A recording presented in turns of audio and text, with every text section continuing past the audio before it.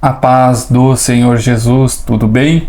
Eu estou passando hoje aqui mais um dia para deixar uma palavra de Deus para a minha e a sua vida.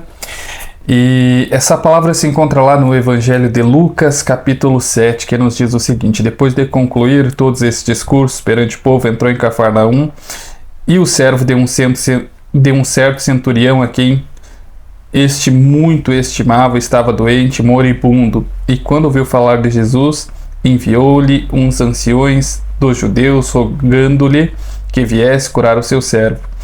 E chegando ele junto de Jesus, rogaram-lhe, dizendo: é digno de que lhe conceda isso, porque ama a nossa nação, ele mesmo nos edificou a sinagoga. E foi Jesus com eles, mas quando já estavam perto da casa, enviou-lhe o centurião uns amigos, dizendo-lhe: Senhor, não te incomodes, porque não sou digno de que entre debaixo do meu telhado, e por isso nem ainda me julguei digno de ir ter contigo.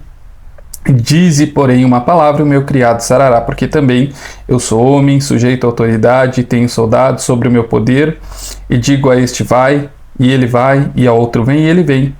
E ao meu servo faze isso, e ele o faz.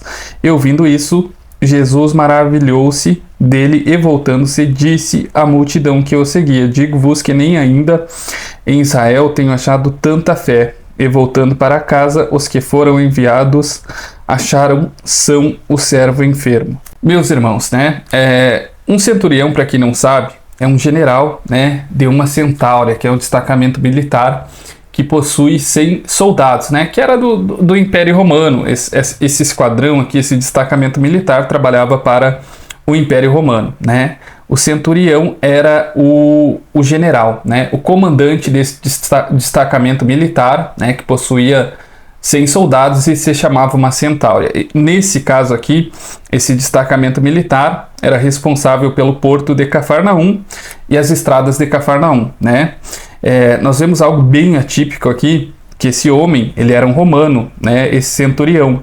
Os romanos costumavam tratar com frieza, com impiedade, com rigor os seus soldados, mas nós vemos aqui um romano que tratava o seu empregado, seu servo, com misericórdia, ele estava ali preocupado, ele estimava muito por este servo que estava doente, moribundo, ou seja, lá em Mateus 8, se não me falha a memória, diz que o empregado desse homem estava paralítico, estava tão doente, tão enfermo, que ele estava paralítico, ele estava sem poder se mexer por conta daquela enfermidade, E esse homem envia, algum dos anciões dos judeus, para pedirem ao Senhor Jesus Cristo que vá até ele e ao servo dele e curem, o servo que está enfermo. Os judeus dizem que esse homem é digno que o Senhor Jesus Cristo conceda a ele e o servo dele aquele milagre, porque ele construiu uma sinagoga para adoração de Deus, Como eu acabei de falar, uma sinagoga é um templo, para adoração e culto a Deus. Esse homem construiu uma das mais belas sinagogas de Cafarnaum, E algo muito interessante, ele construiu essa sinagoga, esse templo de adoração a Deus, somente com seus recursos pessoais, Interessantíssimo, uma das mais belas, na verdade a mais bela sinagoga de Cafarnaum foi esse homem, esse militar, esse centurião, que construiu com o seu dinheiro pessoal, E quando o Senhor Jesus Cristo vai chegando perto, ele vê tanta autoridade, vê tanto poder, ele vê o próprio Deus no Senhor Jesus Cristo, que ele não se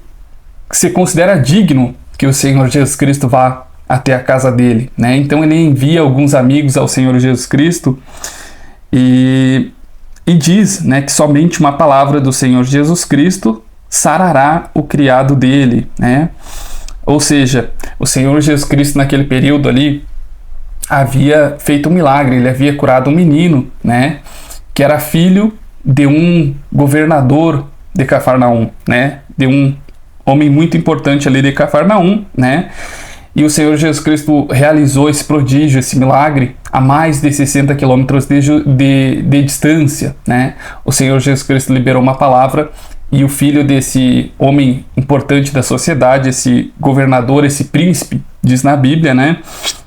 Ficou curado a mais de 60 quilômetros de distância.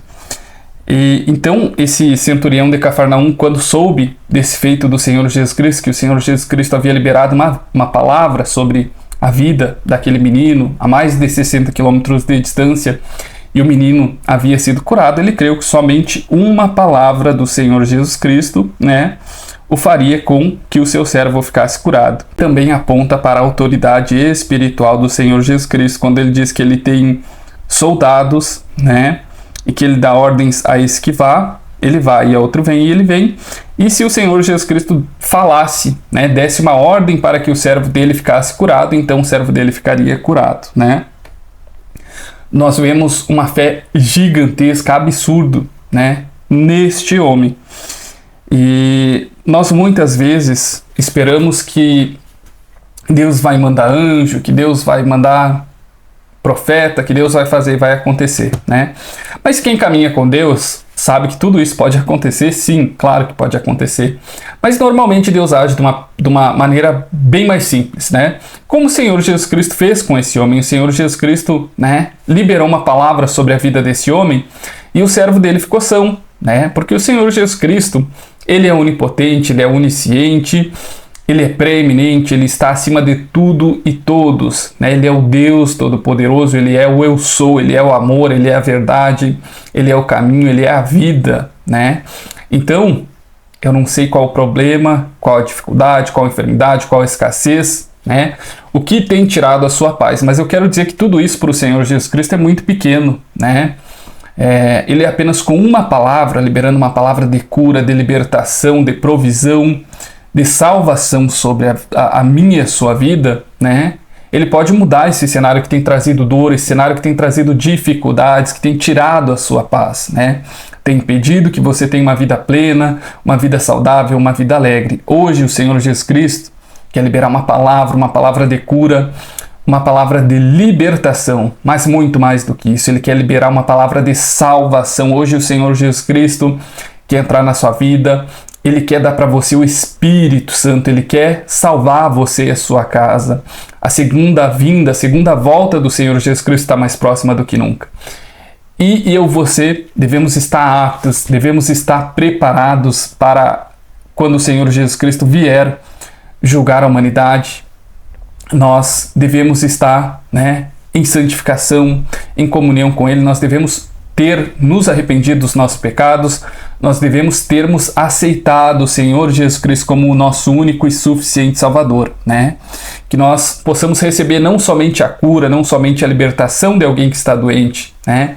Não somente a prosperidade que nós buscamos para essa vida, mas que nós possamos receber através de uma palavra do Senhor Jesus Cristo a nossa salvação. E hoje, através desse vídeo, o Senhor Jesus Cristo está dando para você a chance, a possibilidade de você se arrepender dos seus pecados, de aceitar Ele como seu único e suficiente Salvador, ser batizado com o Espírito Santo, né? E está se preparando, está se santificando, está aguardando o Senhor Jesus Cristo, que está próximo de vir para julgar a humanidade, dá para os ímpios a condenação eterna e dá para aqueles que praticaram boas obras em nome do Senhor Jesus Cristo o galardão, a herança, a recompensa eterna. Amém, meus irmãos? A paz e a graça do Senhor Jesus Cristo, e que hoje esta palavra de cura, de libertação do Senhor Jesus Cristo venha mudar, venha transformar todas as áreas da sua vida e principalmente venha salvar você e a sua casa. Amém?